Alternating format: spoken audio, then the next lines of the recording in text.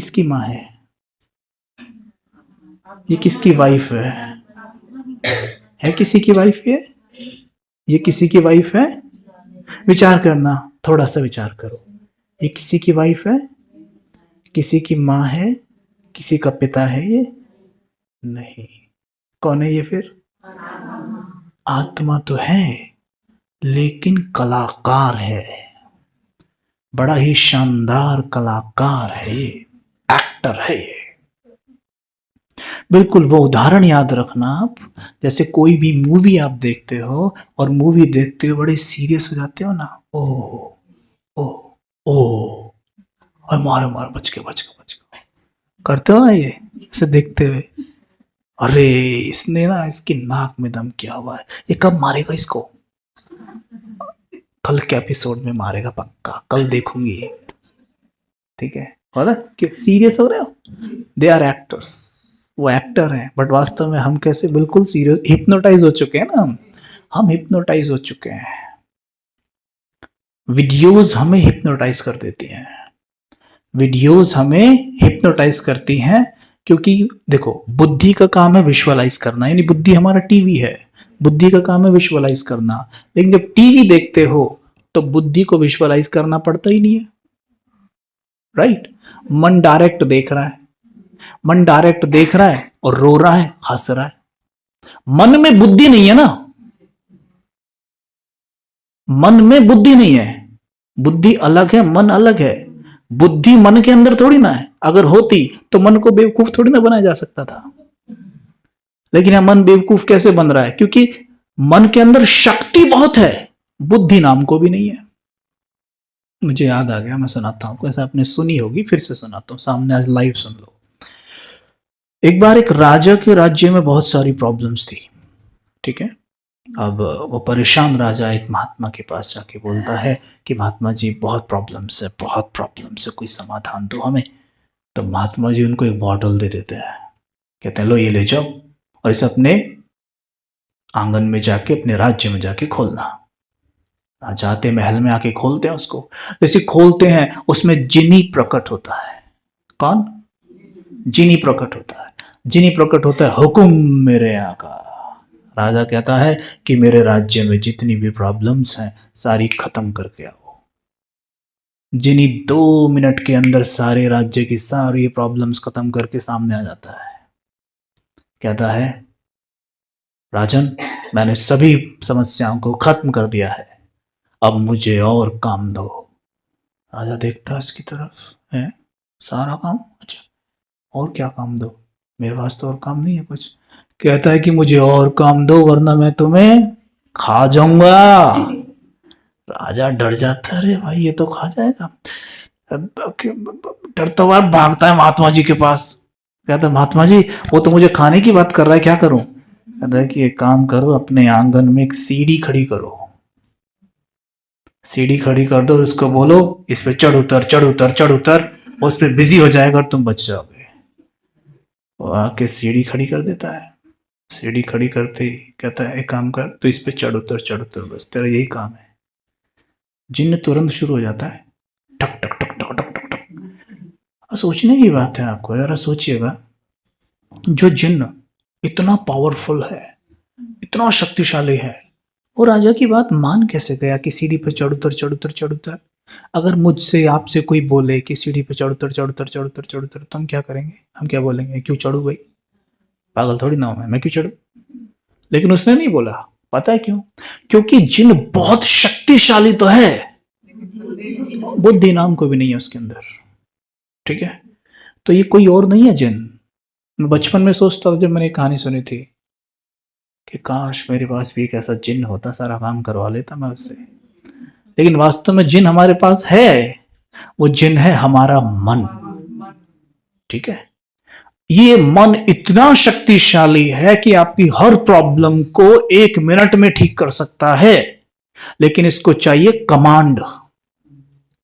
जैसे राजा ने जिन को कमांड दी, मेरे राज्य की जितनी प्रॉब्लम्स है सब खत्म करके आओ, तो आया करके, और आते बोला और काम दो। राजा ने कहा कि चल सीढ़ी पे चढ़ उतर, तो शुरू हो गया, ठीक है। उसमें इतनी शक्ति है और आपका हर आदेश मानता है वो, लेकिन उसके लिए हमारी बुद्धि शिक्षित होनी बहुत जरूरी है। और वो शिक्षाएं बाबा इस बुद्धि को दे रहा है। बाबा हमें बुद्धिवानों का भी बुद्धिवान बना देता है, दिव्य बुद्धिवान बना देता है। इसलिए सतयुग में बुद्धि यूज करने की जरूरत नहीं पड़ेगी।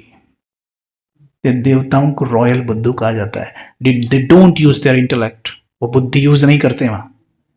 ठीक है, इतने बुद्धिमान होते हैं कि ऑटोमेटिक मोड में सब चीज ठीक चलते हैं, सोचते नहीं बैठ के क्या करूं, करने की जरूरत ही नहीं है। इतना बढ़िया बुद्धि मतलब उनकी हो जाती है यहाँ पे हमारी, कि वहां जरूरत ही नहीं पड़ेगी आपको ये चलाने की, ऑटोमेटिक मोड में चलेगी अपने आप।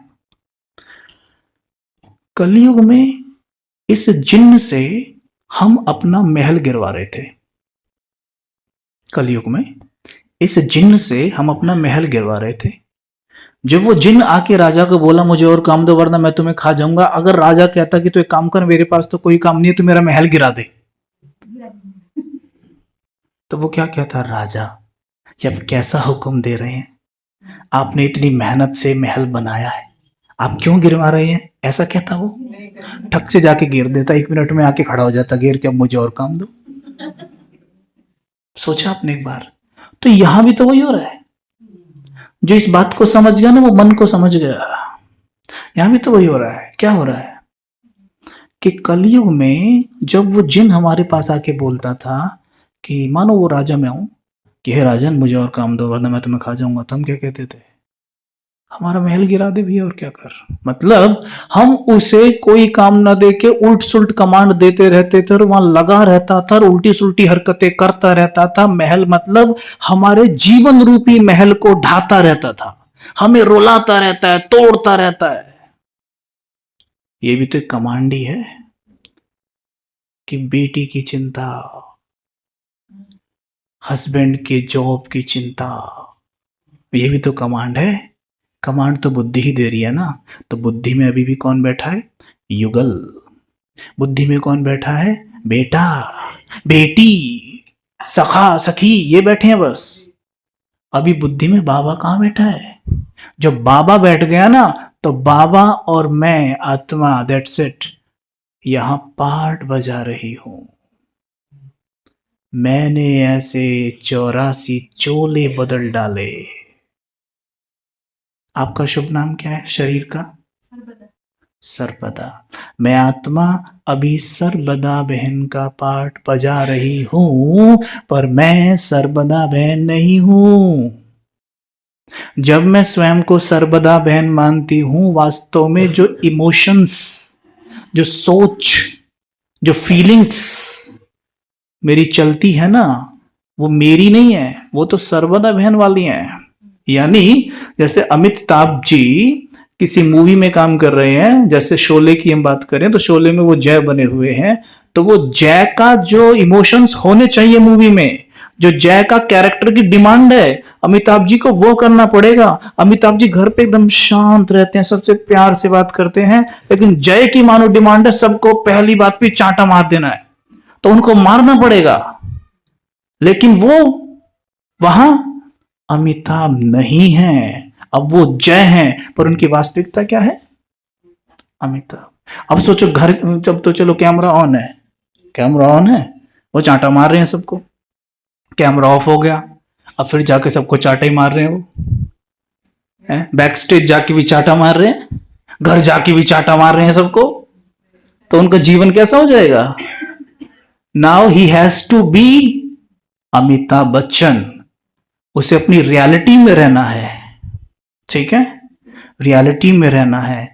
तो यहां जब संगम युग शुरू हुआ ना, तो बाबा ने कहा बच्चे अपनी रियलिटी में आ जाओ। अब तुम उस पिक्चर में काम कर रहे हो जिसमें हमें ओरिजिनल अमिताभ चाहिए, यहां कैरेक्टर भी अमिताभ वाला ही है। अब यहां जय, वीरू, कोई बॉस, कोई डॉन नहीं है। ये वाली मूवी कुछ ऐसी है कि इस मूवी में आपका नाम भी अमित ही है और आपका काम भी वही है जो रियल लाइफ में है। तो आसान होना चाहिए ना।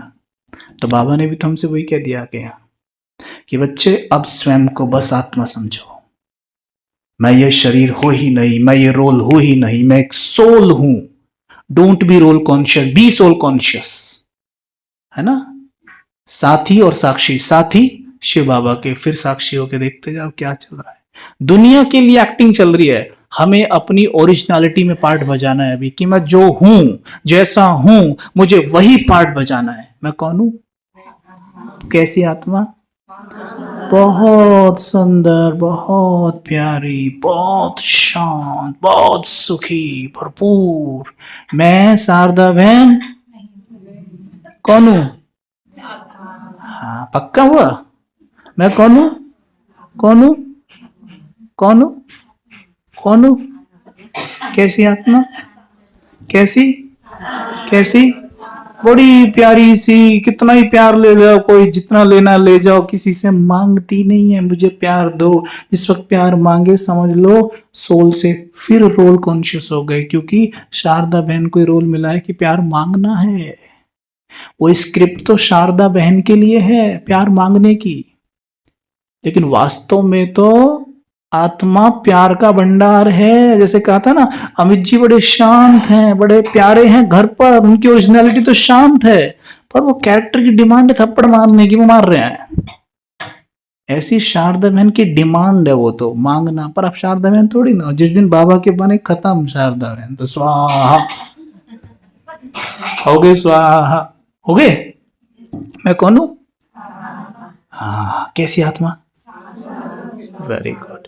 ध्यान रखना, बाबा की हर मुरली में आते बच्चे स्वयं को आत्मा समझ बाप को याद करो। कभी नहीं कहते बाप को याद करो डायरेक्ट, जब तक स्वयं को आत्मा नहीं समझोगे बाप याद आ ही नहीं सकता,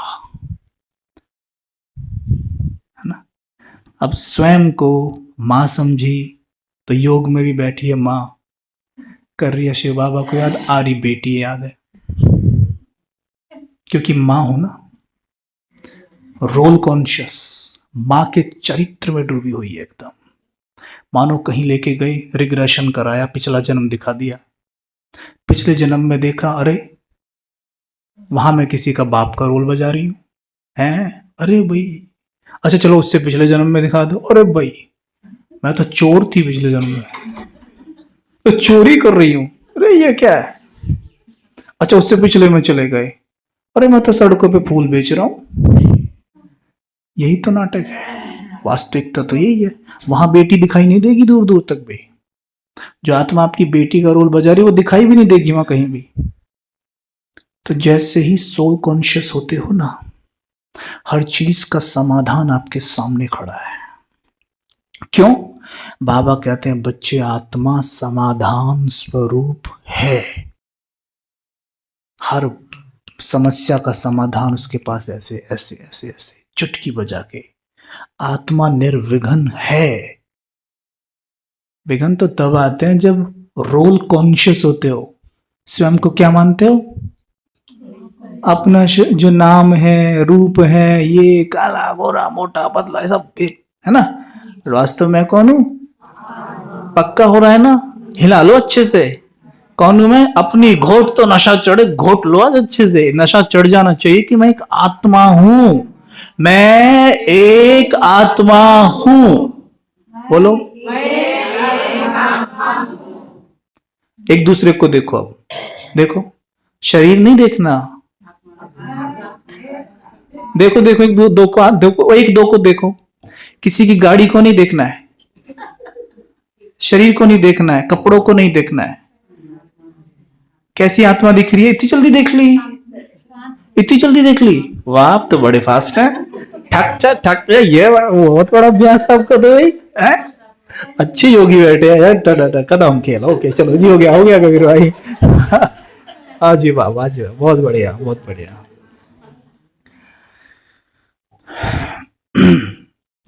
कभी योग में जब बैठा करो ना, लाया करो सामने कि मैं आत्मा,